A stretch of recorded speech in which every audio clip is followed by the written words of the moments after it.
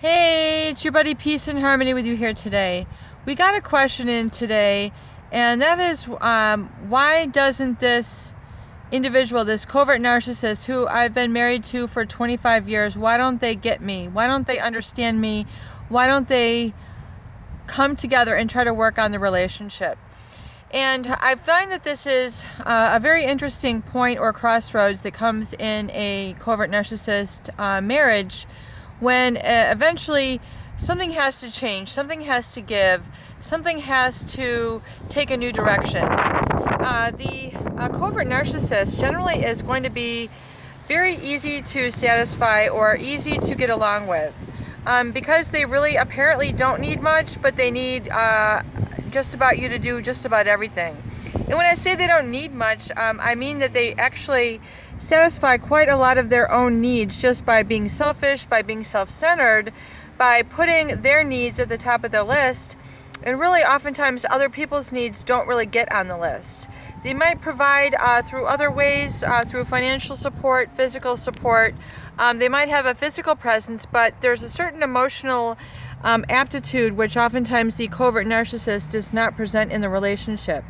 And it's this deficit that causes the anguish, it causes the unhappiness, and it tends to be the causative factor that brings couples into wanting to separate or seek assistance, because they're not there for them in certain ways, specifically means of communication, being able to flex and change and adapt with the times, the change of family status. For example, when kids leave the home, there's an empty nest, and the covert narcissist doesn't really react by picking up the slack or making other suggestions or helping with things around the house. Things just tend to go by the wayside. Things just don't get attended to. They're just not on the covert narcissist radar. So it's very important to realize that if you're in a relationship with them, you're going to be the one responsible to pick up the slack, to bring things to their attention. And it really does oftentimes create an imbalance in the relationship where you're going to have to go more than 50% towards getting things done. You're going to have to more than meet them in the middle. The covert narcissist doesn't really see, it's almost like as if they have an emotional laziness. They don't really feel the need, propensity, desire to change things up. They're just happy with the status quo, which oftentimes has selfish motives. They're self-serving, self-centered, and they really don't go above and beyond to really take care of others or their emotional needs. They have an insensitivity. Some might call it a coldness or a distance, but they just have an insensitivity to this. So one is going to need to realize that it's not so much that they're not able to work on the relationship. They don't see a need.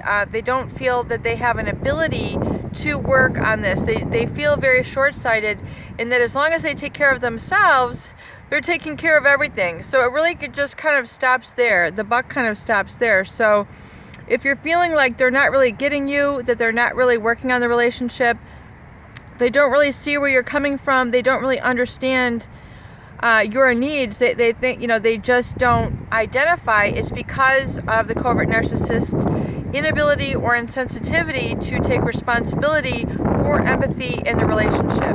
It's just not part of their personal qualities, it's not part of their personality makeup, it's not part of their demeanor.